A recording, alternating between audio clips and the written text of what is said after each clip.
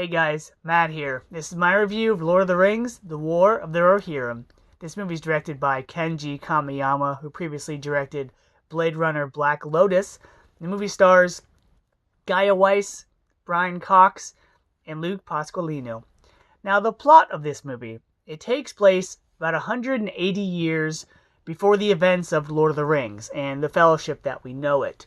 And it focuses on the Kingdom of Rohan and their king, Helm Hammerhand, and his daughter Gaia and his two sons.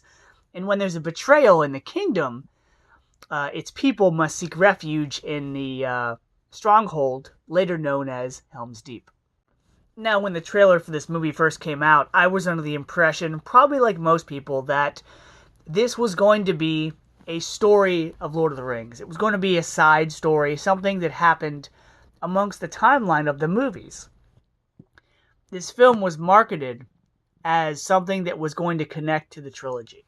I mean, they used actual footage, they used Peter Jackson's name. I thought this was going to be something to kind of connect the dots, something that was going to happen, off camera during these movies.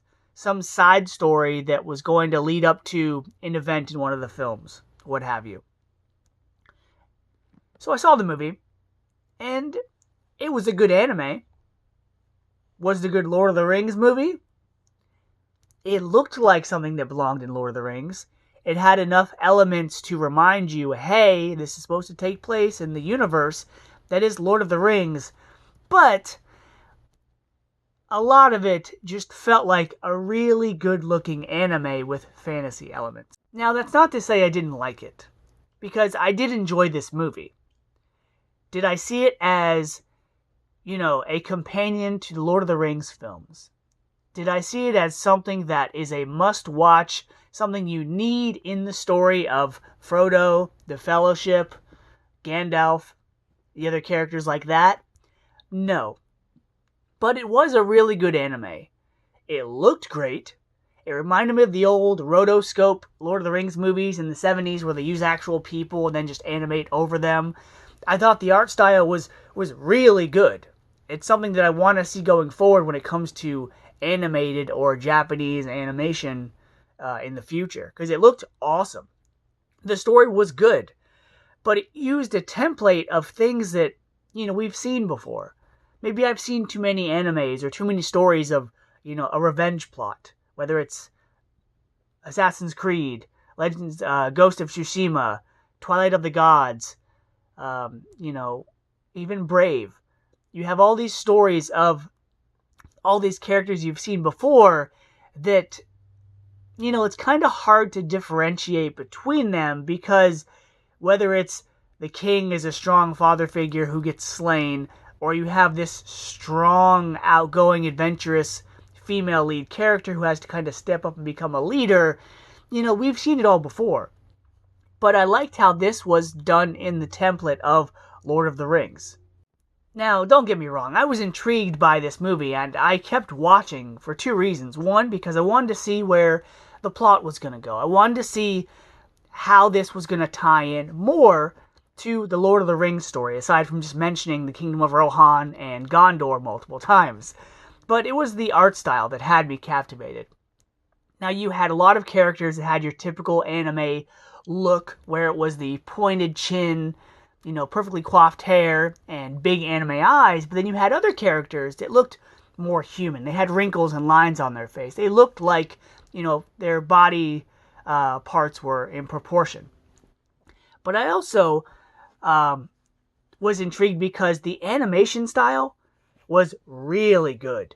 Instead of just having your flat anime characters doing a quick movement and then cutting to another character reacting, the camera stayed on these characters, so they felt like they were human, just drawn cartoon style.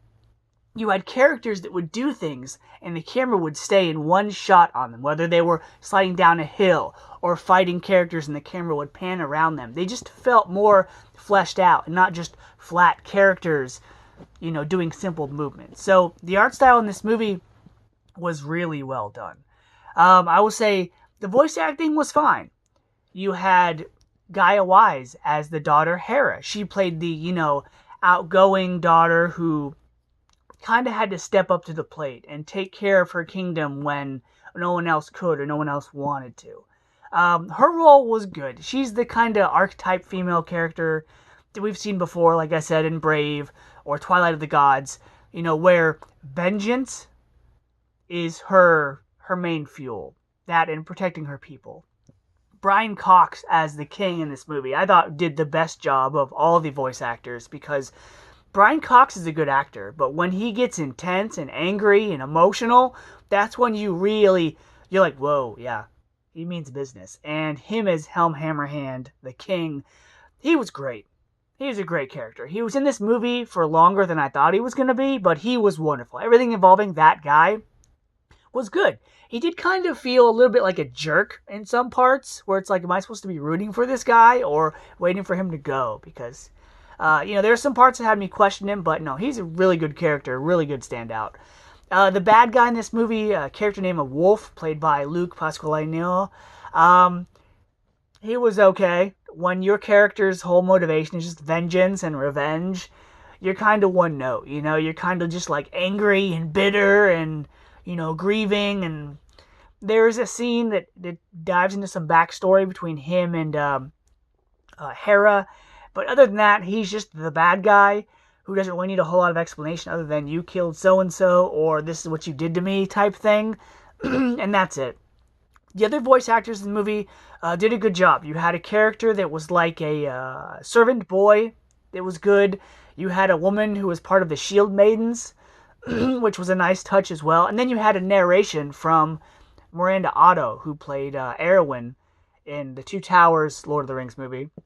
That was good. That was a good connecting piece to this story, because she was telling a story, or a legend, have you, about the Kingdom of Rohan. And so it was nice to have her as the narration in this movie.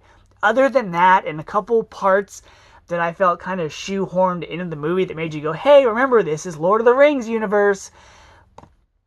Again, this was a really good anime that looked like Lord of the Rings, but did I walk out of there like I did the Hobbit movies going, okay, this feels like Lord of the Rings. I could see where the storylines line up or continue or follow through. Not really. So it was a good anime, it was nice to look at, and it had elements of Lord of the Rings, but I really wouldn't consider this a Lord of the Rings story. I'm sorry. So because of that, I'm going to give Lord of the Rings, The War of the Rohirrim, a B-. It was an entertaining movie, but like I said, do I put it up there with the original trilogy? Not yet. Till next time, guys. See ya.